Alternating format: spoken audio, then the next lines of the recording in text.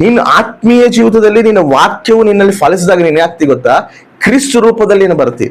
ನೀನು ಯಾವಾಗಾದ್ರೂ ವಾಕ್ಯ ನಿನ್ನಲ್ಲಿ ಬರ್ತದೋ, ಆ ವಾಕ್ಯಾನುಸಾರವಾಗಿ ನೀನು ಯಾವಾಗ ಜೀವಿಸಕ್ಕೆ ನೀನು ಪ್ರಾರಂಭಿಸ್ತೀಯೋ, ಆಟೋಮೆಟಿಕ್ ಆಗಿ ನೀನು ಕ್ರಿಸ್ತ ರೂಪದಲ್ಲಿ ಬರೋಕ ನಿನ್ನಲ್ಲಿ ರೂಪಾಂತರ ಚೆಂದತದೆ. ನೀನು ರೂಪಾಂತರ ಚೆಂದತಿ ಹೆಂಗಂದ್ರೆ ನಿನ್ನ ವಾಕ್ಯವು ನಿನ್ನಲ್ಲಿ ಫಲಿಸ್ತಿರ್ತದೆ. ಆ ವಾಕ್ಯಕ್ಕೆ ವಿಧೇಯಳಾಗಿ ವಾಕ್ಯಾನುಸಾರ ನಾನು ಜೀವಿಸ್ಬೇಕಯ್ಯ, ವಾಕ್ಯಗೆ ನಾನು ವಿಧೇಯಳಾಗಿ ನಾನು ನಡಿಬೇಕು, ದೇವ್ರಿಗೆ ಇಷ್ಟಾನುಸಾರ ನಾನು ಜೀವಿಸ್ಬೇಕು, ಆ ವಾಕ್ಯ ಫಲ ನನ್ನಲ್ಲಿ ಫಲಿಸಬೇಕು ಅನ್ನೋ ಮನಸ್ಸು ಇಟ್ಕೊಂಡು ನೀನು ಯಾವಾಗಾದ್ರೂ ಜೀವಿಸ್ತಿರ್ತೀಯೋ, ನೀನೇನಾಗ್ತೀವಲ್ಲ ಬರ್ತಾ ಬರ್ತಾ ಬರ್ತಾ ಬರ್ತಾ ನೀನು ಆತ್ಮೀಯ ಜೀವಿತದಲ್ಲಿ ಬಲಪಡ್ತಿ. ಆತ್ಮೀಯ ಜೀವಿತದಲ್ಲಿ ನೀನು ಉನ್ನತ ಶಿಖರವಾಗಿ ಎಕ್ತಿ, ಕ್ರಿಸ್ತ ರೂಪದಲ್ಲಿ ಬರ್ತಿ. ಆಮೇನ್. ಎದಕ್ಕೆ ಕ್ರಿಸ್ತ ರೂಪದಲ್ಲಿ ಎದಕ್ ಬರ್ಬೇಕಂದ್ರೆ ನಮ್ ಸಲುವಾಗಿ ಮತ್ತೆ ರಾರಾಜನ ಬರ್ತದನ, ಕ್ರಿಸ್ತನ ರಾರಾಜನಾಗಿ ಬರ್ತದನ. ಆತ ಸಲುವಾಗಿ ನಾವು ಸಿದ್ಧರಾಗಬೇಕು. ಸಿದ್ಧರಾಗಿಲ್ದಂಗ ನಾವು ಅಲಂಕರಿಸಿಲ್ದಂಗ ಇವಾಗ ಮದಲಿಂಗನು ಬರ್ತದನ, ಮದಲಿಂಗನು ನಮ್ಮನ್ನ ಕರ್ಕೊಂಡು ಹೋಗಿ ಬರ್ತಿರುವಾಗ ನಾವೇನಾಗ್ಬೇಕು ಹೇಳು, ಅಲಂಕಾರ ಮಾಡ್ಕೋಬೇಕು. ಮೊದಲಿಗಿತ್ತಿ ಅಲಂಕಾರ ಮಾಡ್ಕೊಂಡಿಲ್ಲ ಅಂದ್ರೆ ಮದಲಿಂಗನ ಏನ್ ಮಾಡ್ತಾನ? ಇವಾಗ ಮದಲಿಂಗನು ಕನ್ನಡ ಮಂಟಪದಾಗ ಇದ್ದಾಗ ಆಕಿ ಮೊದಲಿಂಗ್ಳು ಏನ್ ಸಾನಾಗಿನ ಮಾಡಿದ ಕೂದಲು ಎಲ್ಲ ಬಿಟ್ಕೊಂಡು ಅಲ್ಲಿ ಕೂಡ ಚಿಕ್ಕದಂಗೆ ತಿರುಗ್ತಾಲ ಅದಕ್ಕೋ, ಅವನೇನ್ ಮಾಡ್ತಾನೆ ಹೇಳೋ, ಬೇಡ ಬೇಡ ಮದುವೆ ಬೇಡ ನನಗೆ, ಒಂದ್ರ ಪೆಂಡ್ಲೊಂದು ಇದೇ ಬಿಟ್ಲಂದಿದೆ ಅವನೇ ಇಲ್ಲ ಇರ್ತಾನ. ಇರ್ಲಿ ಬಾಮ ಬಾ ಮದುವೆ ಮಾಡ್ಕೊಂಡು ಇಬ್ರು ತಾಲಿ ಕಟ್ತ ನಮ್ದನ. ಏನ್ ಮಾಡ್ತಾನೆ ಹೇಳು, ಮದುವೆನೇ ಬೇಡ ನನಗೆ, ಈ ಹುಡುಗಿನೇ ಬೇಡ ನನಗೆ ಅಂತೇಳಿ ಓಡೋಗ್ಬಿಡ್ತಾನೆ. ಹೌದಾ? ಮತ್ತೆ ದೇವ್ರ ಮತ್ತೆ ಆತ ಮೊದಲಿಂಗನಾಗಿ ನಮ್ಮ ಹತ್ರ ಬರುವಾಗ ನಾವು ಗಲೀಜು ಹೆಂಗ್ ಸಿಕ್ಕರೆ ನಾವು ಜೀವಿಸ್ತಾ ಇದ್ರಿ, ಆತ ಏನ್ ಮಾಡ್ತಾನೆ ಹೇಳು, ನೀನು ಸಡಿಗೋ ಅಂತಾನೆ ಇಲ್ಲ. ನಾವ್ ಹೆಂಗ ಅಲಂಕರಿಸ್ಕೋಬೇಕು? ಮೊದಲಿಗಿತ್ತಿ ಬಂಗಾರಲಿದ್ದ ಕಿವಿಯಾಗ ಮೂಗುಬೊಟ್ಟು ಸರ ಎಲ್ಲದನ್ನ ಅಲಂಕರಿಸ್ಕೊಂತ, ಟೋಟಲ್ ಅಲಂಕರಿಸ್ಕೊಂಡು ಸಿದ್ಧಳಾಗಿ ನಿಂದಿರ್ತಾಳ ಮೊದಲಿಂಗನ ಸಲುವಾಗಿ. ಹೌದಾ? ಮೊದಲಿಂಗರು ಬರ್ತದನ, ನಾನು ಅಲಂಕರಿಸ್ಕೊಂಡು ಸ್ಟೇಜ್ ಮೇಲೆ ಅವಾಗೆ ರೆಡ್ಡಿ ಆಗಿ ಇರ್ತಾರ. ಹಂಗ ನಾವು ಬಂಗಾರದ ಅಲಂಕರಿಸ್ಕೊಳೋದಲ್ಲ, ಆತ ಬಂದಾಗ ನಾ ಬಂಗಾರ ಗುಂಗಾರ ಇಲ್ಲ ಹೋತವ. ನಾವು ಹೆಂಗ ಅಲಂಕರಿಸ್ಕೋಬೇಕು? ಸಾತ್ವಿಕೆಯನ್ನ ಅಲಂಕಾರ ನಮ್ಮಲ್ಲಿ ಧರಿಸ್ಕೋಬೇಕು, ಪರಿಶುದ್ಧತೆ ಅಲಂಕಾರ ನಾವು ಧರಿಸ್ಕೋಬೇಕು. ದೇವ್ರಿಗೆ ಇಷ್ಟಾನುಸಾರ ಗುಣಗಳು, ಆ ಸ್ವಭಾವಗಳು, ಕ್ರಿಸ್ತನ್ ಹೆಂಗ್ ಜೀವಿಸನು ಆ ಕ್ರಿಸ್ತಿಗಿರೋಂಥ ಗುಣಗಳು ನಾವು ಅಲಂಕರಿಸ್ಕೋಬೇಕು. ಆಮೇನ್.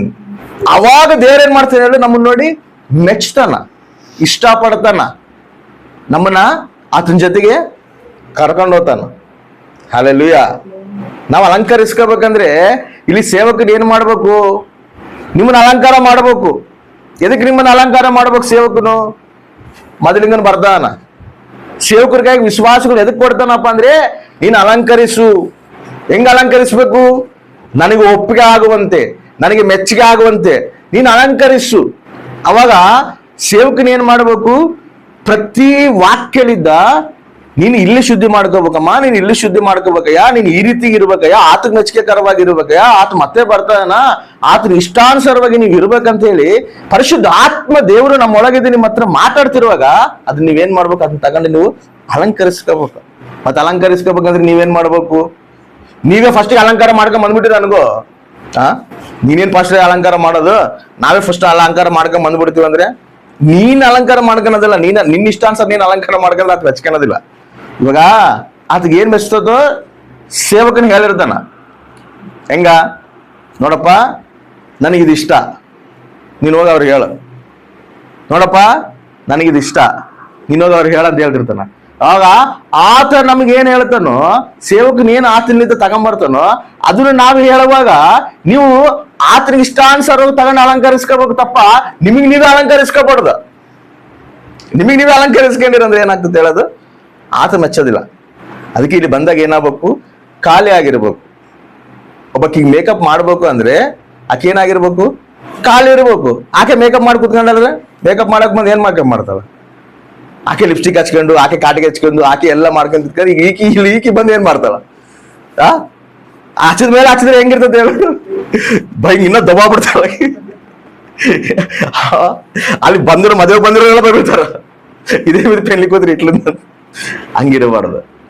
ಆಕಿ ನೀಟಾಗಿ ಕ್ಲೀನ್ ಆಗಿ ಖಾಲಿಯಾಗಿದ್ರೆ ಆಕಿ ಬಂದು ಅಲಂಕರಿಸಿದಾಗ ಏನ್ ಅಲಂಕಾರ ಆ ವಧುನಿಗೆ ಹೆಂಗ್ ಮೆಚ್ಚುಗೆ ಆಗಿರ್ಬೇಕು ಆ ರೀತಿ ಅಲಂಕರಿಸ್ತಾರೆ.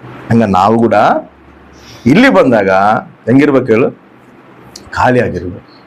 ದೇವ್ರು ಏನೋ ನನ್ನ ಹತ್ರ ಮಾತಾಡ್ತಾನ, ಏನೋ ನನಗೆ ಕಲಿಸ್ತಾನ ಅಂತೇಳಿ ಖಾಲಿ ಆಗಿದ್ದಾಗ ದೇವ್ರು ಹೇಳ್ತಿರೋ ಮಾತುಗಳು ನಿಮ್ಮ ಹೃದಯದಲ್ಲಿ ಅದು ತುಂಬಿಸಲ್ಪಡತೈತಿ. ಅವಾಗ ಏನಾಗ್ತದೆ ಹೇಳು? ನಿಮ್ ದೇವ್ರಿಗೆ ಇಷ್ಟಾನುಸಾರ ಜೀವಿಸಕ್ಕೆ ನೀನು ಅದು ನಿನ್ನಲ್ಲಿ ಫಲಿಸ್ತದೆ.